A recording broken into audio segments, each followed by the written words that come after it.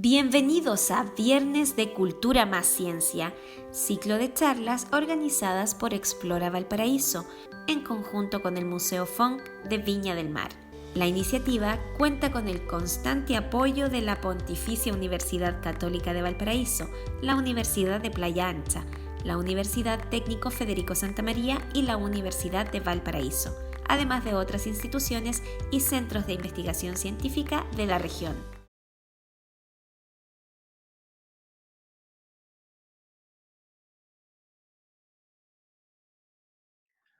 Buenas tardes a todos los que me están escuchando. Espero que estén muy bien en sus casas. Eh, hoy día les voy a hablar de un tema que está muy relacionado con el problema que estamos viviendo todos, que es el estrés que genera la pandemia que estamos viviendo. Primero quiero agradecer a Explora por darme esta oportunidad de hacer esta charla de divulgación científica que es muy importante y necesaria en estos tiempos. Eh, Hace unos años atrás, con un colega estábamos conversando acerca del estrés, de las cosas que comemos y durante esa conversación me planteé la siguiente pregunta: si existe alguna relación entre la alimentación, lo que comemos y el estrés respecto a sus efectos en el cerebro. Pueden existir dos opciones, como observan acá en las flechas rojas, que tanto el estrés como nuestra alimentación, nuestra dieta pueden afectar a nuestro cerebro por caminos separados, o existir una relación a nivel molecular entre los efectos del estrés y la dieta que consumimos respecto a sus efectos en el cerebro. Esto es muy importante. ¿Por qué razón? Porque dentro de nuestro estilo de vida, los dos factores que influyen más en la actividad cerebral es el estrés y nuestra dieta. Eh, bueno, el año pasado publiqué estos dos artículos en el cual describo detalle por detalle la teoría para responder a la pregunta que he planteado, y un experimento a nivel preclínico. Como esta es una charla de difusión científica, no puedo explicar todos los detalles, pero si alguien necesita saber más sobre esta teoría, sobre los efectos del estrés y la dieta en el cerebro, aquí está la información. Bueno, la palabra estrés, obviamente con todo lo que estamos viviendo con la pandemia, tiene un significado muy alto en la población en general, debido al distanciamiento social que estamos viviendo y el estrés que genera eso, al igual el saber que estamos expuestos a un virus que no tiene cura y un virus que es mortal. Todo esto produce un estrés muy grande en las personas y favorece esta situación en algunos casos a, a desarrollar enfermedades mentales. O sea, el estrés tiene un impacto en el cerebro, afecta a nuestro cerebro y en algunos casos, que es lo que está más documentado a nivel epidemiológico, produce o favorece el desarrollo de enfermedades con un alto impacto social y económico, como los trastornos del ánimo. Los más conocidos es la depresión y los desórdenes de ansiedad. Se cree que el gran problema que va a haber después de la pandemia es un gran problema de salud mental producto del estrés que estamos viviendo, ¿ya? Entonces, bueno, antes de la pandemia y en nuestro país, antes del estallido social, ya el estilo de vida moderno nos llevaba a tener o a estar expuestos a altos niveles de estrés. Pero el otro problema que teníamos igual antes, era el tipo de alimentación que tenemos principalmente las personas que vivimos en el lado occidental del mundo. Lo más conocido es como la comida chatarra, a nivel más técnico es Western Diet.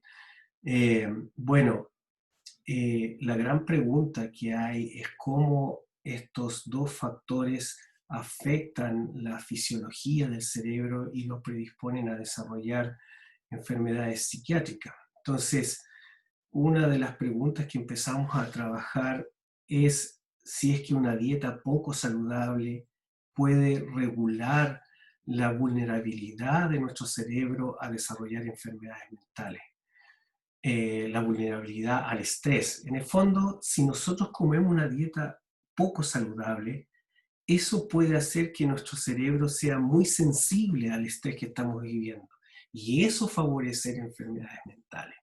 Entonces, esta pregunta empezamos a trabajar en tratar de responderla, pero primero tenemos que saber qué es el estrés.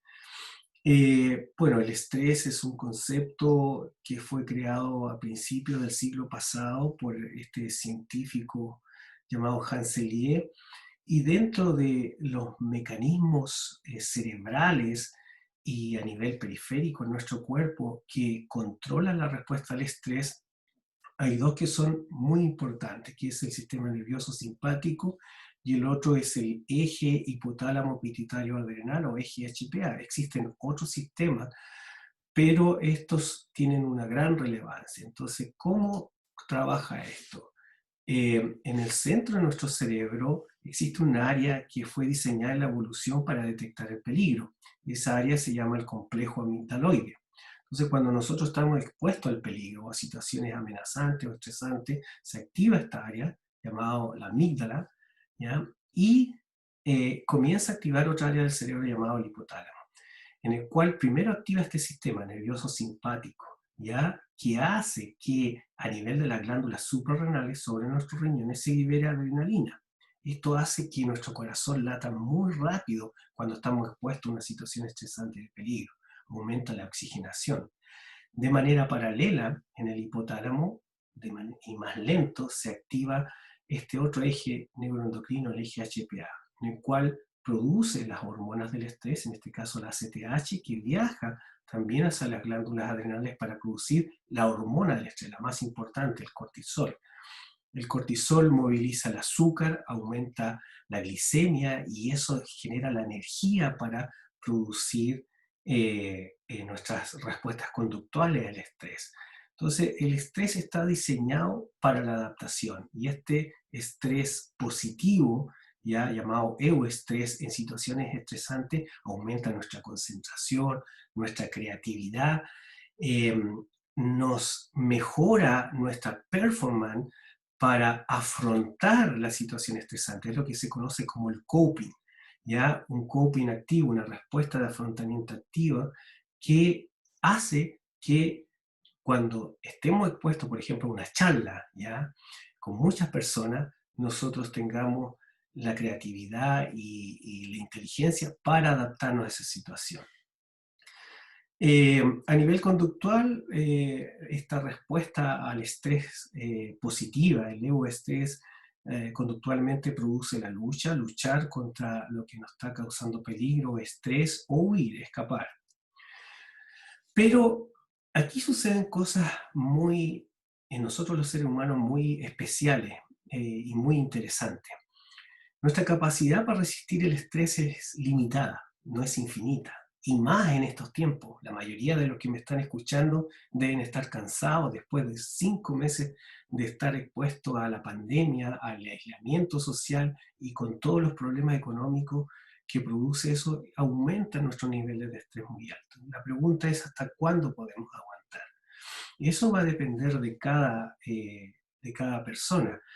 Pero en el caso de algunos humanos, ya mientras más se estresan, eso produce efectos muy positivos para su cerebro. Por ejemplo, acá en la película La vida es bella, tanto un padre como su hijo están expuestos al holocausto nazi.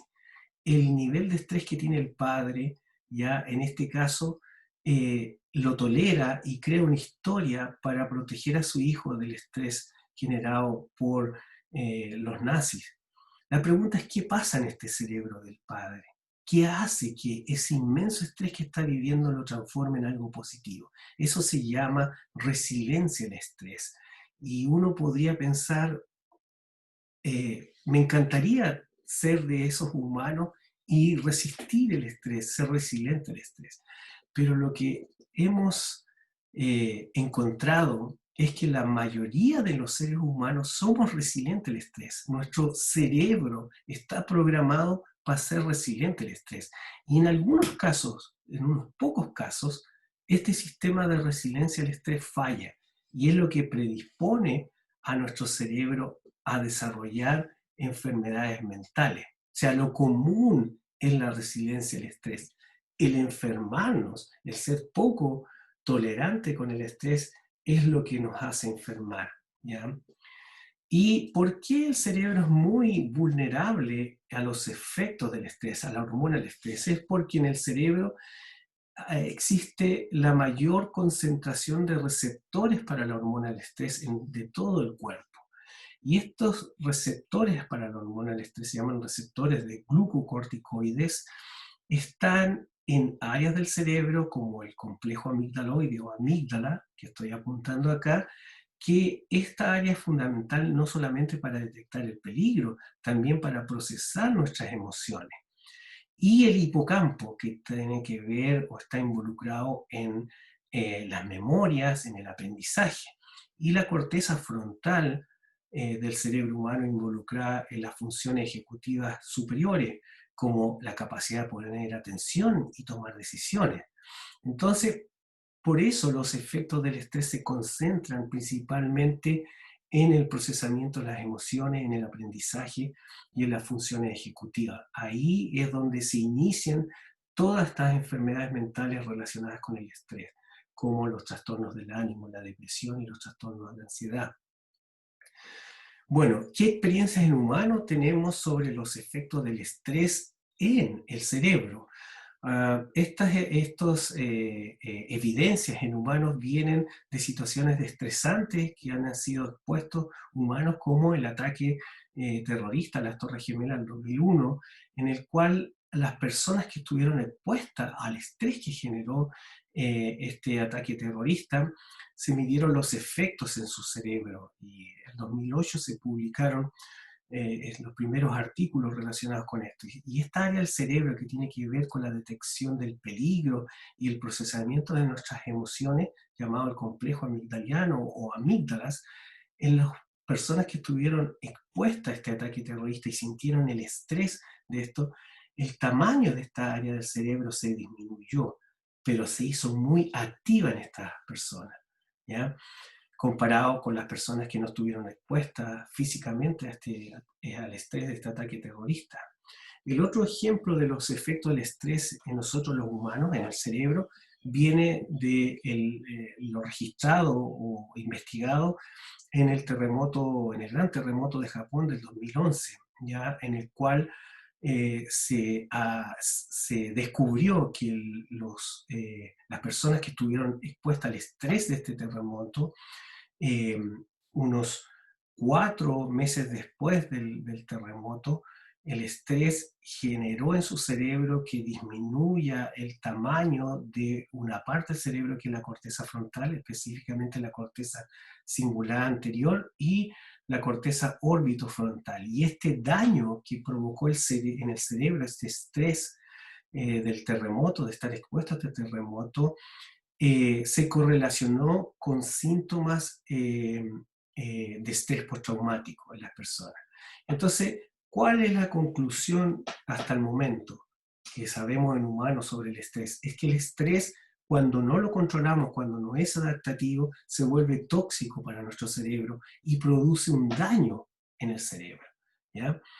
Por otro lado, nuestra alimentación está muy relacionada con nuestro cerebro. Es más aún, lo que es nuestro cerebro es el espejo de lo que nosotros comemos, ¿ya? Les voy a dar un ejemplo muy fácil de entender. Bueno, el triptofano es un aminoácido que no producimos nosotros los seres humanos, ¿ya? Por eso se llama un aminoácido esencial. La única manera de incorporarlo a nuestro cuerpo es a través de la dieta. Y el triptofano, por ejemplo, está en el chocolate. Entonces, cuando nosotros comemos chocolate, este triptófano llega a nuestro cerebro y en nuestro cerebro se transforma en un neurotransmisor muy conocido, quizás para muchos, que es la serotonina, ¿ya? Y esta serotonina regula el ánimo en nosotros los seres humanos, regula el ánimo en el cerebro, ¿ya? Por eso es que cuando la mayoría de nosotros los humanos comemos chocolate, nos sentimos con el ánimo muy bueno, alegres, ¿ya? Por ejemplo, los pacientes que tienen depresión, este neurotransmisor está en baja concentración en nuestro cerebro. En el caso de la depresión mayor, la característica de estos pacientes es que el ánimo es bajo, están muy tristes. O sea, el estar de buen ánimo y de mal ánimo depende de lo que comemos, depende del triptófano que incorporamos a nuestro cerebro. Eso regula, de alguna manera está relacionado con los niveles de serotonina en nuestro cerebro, ¿ya? Otras moléculas que nosotros no producimos, no generamos en nuestro cuerpo, son algunos ácidos grasos. Y esto es muy interesante en el cerebro, porque el cerebro, el 60% del cerebro es pura grasa, ¿ya? Entonces, los lípidos tienen una función muy importante en la actividad sináptica y en la actividad cerebral. El 35% de estos lípidos tienen un nombre llamado lípidos poliinsaturados. Acá está en inglés, pero en español es ácidos grasos poliinsaturados o PUFA. ¿Por qué son importantes estos lípidos? Porque están en las membranas plasmáticas de las neuronas, ¿ya? Están simbolizados acá, donde estoy mostrando en el cursor, ¿ya? Estos lípidos, estos ácidos grasos poliinsaturados o PUFAs, cumplen funciones muy importantes en el cerebro humano. Una de ellas es la flexibilidad de la membrana plasmática. Pero respecto a las enfermedades mentales, estos lípidos, estos PUFAs, ácidos grasos poliinsaturados, algunos son antiinflamatorios, como el DHA, y otros son proinflamatorios, o sea, generan neuroinflamación, como el ácido araquidónico. O sea, depende de la concentración de estos ácidos grasos poliinsaturados o PUFAs en las membranas plasmáticas de nuestro cerebro, pueden, pueden regular los procesos de neuroinflamación. Y se cree que en la mayoría de las enfermedades mentales, la neuroinflamación es clave en el desarrollo de estas enfermedades. Y eso también depende de qué comemos, ¿ya? De qué tipo de grasa nosotros nos alimentamos. En este sentido, nuestra dieta, ¿ya? La incorporación de estas moléculas de PUFAS N3 como el DHA ocurre a través de los pescados, de las algas, de los animales marinos, y el ácido araquidónico, que es un ejemplo de PUFAS N6, provienen de los aceites vegetales como el aceite de maravilla, ¿ya? Lo importante es que en las membranas plasmáticas de las neuronas el 50% de los PUFAs es DHA y el 40% es ácido araquidónico. ¿Ya? Son los lípidos más importantes. Y esta historia se pone más interesante porque nuestra alimentación después de la revolución industrial ha cambiado mucho, la alimentación de los seres humanos. Por ejemplo, al principio del siglo XX, la mayoría de nosotros, de los humanos, cultivaban sus alimentos, ¿ya? Mientras que la dieta moderna, post-revolución industrial, ha favorecido una dieta de alimentos procesados, como la Coca-Cola o la comida chatarra, los completos, qué sé yo. Entonces, la pregunta es, ¿qué efectos en la dieta que tenemos actualmente tiene sobre o impacta sobre el cerebro humano, ¿ya? Y cómo esto se relaciona con el estrés que estamos viviendo, porque la vida moderna, como le explicaba, está relacionada con altos niveles de estrés y una dieta poco saludable, ¿ya? Bueno, y esto se viene estudiando ya desde los años 90 y se ha visto que esta dieta occidental de comida chatarra tiene una relación muy directa con el desarrollo de la depresión en nosotros los seres humanos, especialmente la relación de estos en el cerebro de estos PUFAs N6 y N3. Esa relación en los países occidentales como el nuestro tiene una relación entre 2 y 20, y lo que indica que es saludable la Organización Mundial de la Salud es 5. Se cree que este proceso, esta relación entre esta dieta de comida chatarra y el desarrollo de la depresión está relacionada con el aumento de la neuroinflamación que lleva a procesos o al desarrollo del episodio depresivo, ¿ya? Esto sumado al estrés que estamos viviendo. ¿Ya? Hay varios artículos muy interesantes de algunas enfermedades relacionadas con la inflamación y cómo el uso de algunos antiinflamatorios han regulado los síntomas depresivos en algunas de estas enfermedades. Estos son datos de los años 80 más o menos.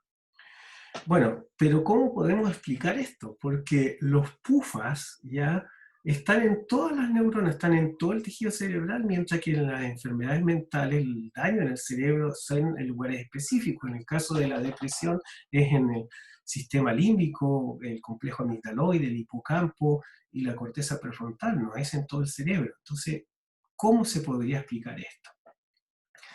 Entonces ahí nació en nuestra investigación otra pregunta interesante, si ya existe algún lípido que se produzca a partir de los PUFA, pero que actúe específicamente en estas áreas del cerebro que controlan las emociones, el aprendizaje y nuestra respuesta al estrés. La respuesta es sí. Hay unos lípidos, por ejemplo, que se producen a partir del ácido araquidónico, que es el principal N6-UFA en el cerebro. Estos pequeños lípidos que se producen a partir del ácido araquidónico son la anandamida y el DOAG, y estos lípidos forman parte de un sistema en el cerebro muy importante, el sistema endocannabinoide, que una de sus funciones es regular la respuesta al estrés. Se conoce como un sistema extrahipotalámico de control de la respuesta al estrés. El sistema endocannabinoide es tan primitivo como el sistema de estrés en nuestro cerebro. Entonces, sí, la respuesta a esta pregunta es sí, hay lípidos que se generan a partir de los PUFAs que actúan específicamente en estas áreas del cerebro que controlan el estrés y el aprendizaje. ¿Por qué razón? Porque el receptor de estos endocannabinoides, se llama el receptor de cannabinoide tipo 1 o CB1, se expresa en mayor cantidad por ejemplo, en el hipocampo, en la corteza cerebral, en la amígdala, ¿ya? En estructuras relacionadas con el estrés y el aprendizaje. En el caso del hipocampo, es un área relacionada con la memoria, que nosotros los humanos desde el 2005 sabemos que este estrés no adaptativo, este estrés tóxico llamado distrés, produce atrofia en el hipocampo del cerebro humano. Acá son neuroimágenes de sujetos jóvenes entre 20 y 25 años, y acá sujetos de la tercera edad, adultos mayores, y se midió el tamaño del hipocampo en personas o sujetos controles no estresados y sujetos estresados crónicamente. ¿Ya? Y esta medición del tamaño del hipocampo se ve acá, pero el hipocampo en las personas estresadas se atrofia, y esa atrofia produce problemas de memoria. Por eso las personas que están viviendo episodios de estrés muy alto, la capacidad de memoria empieza a disminuir. ¿Ya? Entonces esto no solamente se ha visto en nosotros los humanos, el hipocampo es una estructura primitiva en nuestro cerebro, también están en todos los mamíferos, en los animales de experimentación. Entonces, estudiando la memoria es posible estudiar los efectos del estrés en el hipocampo. Entonces, nosotros nos formulamos la pregunta si es que los PUFAs que se pueden consumir en la dieta y moduladores del receptor CB1, moduladores farmacológicos, ya como un antagonista del receptor CB1, como el AM251, o agonistas como el CB1, agonista del CB1 como WIN, este sería como el análogo al THC. Si es que estas drogas y este tipo de alimentación pueden modular la memoria en los animales estresados. ¿Ya? La memoria en los roedores se puede medir a través de esta prueba conductual llamada el laberinto acuático de Morris, y es muy fácil de comprenderla porque esta piscina, ya una vez que los animales saben nadar en esta piscina, se colocan pistas visoespacial, y a través de estas pistas visoespacial se puede llegar a una plataforma que está levemente sumergida. Esto simula cuando una persona anda de turismo y ubicándose una dirección entre muchas calles, ¿ya?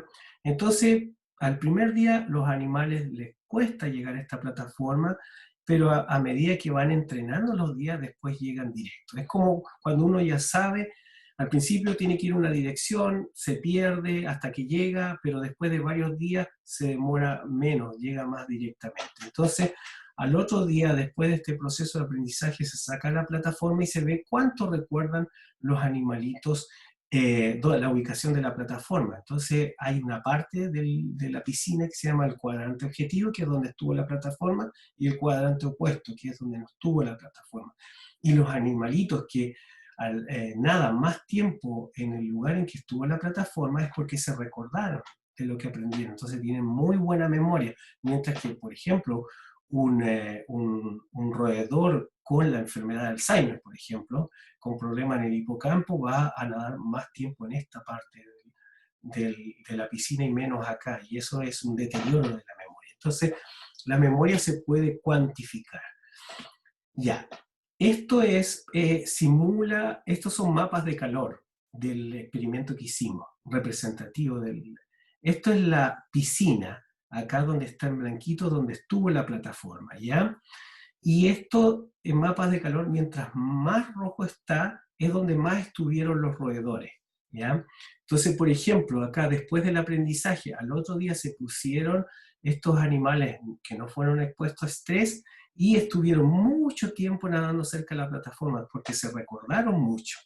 Pero comparado con los animales estresados, estos animalitos nadaron por otro lado de la piscina y no se recordaron tanto dónde estaba la plataforma.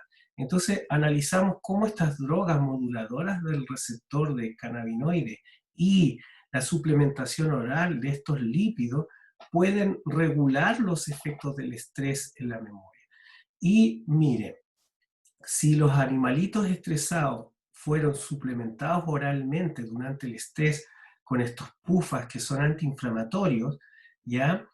Eh, Estos animalitos estresados que nadaban por otros lados, ahora nadan más cerquita de la plataforma. Y si este tipo de suplementación en la dieta lo mezclamos con este tipo de drogas, ya que este es un antagonista del receptor CB1, se ve que los animales estresados que nadan por cualquier parte de la plataforma nadan más tiempo donde está la plataforma.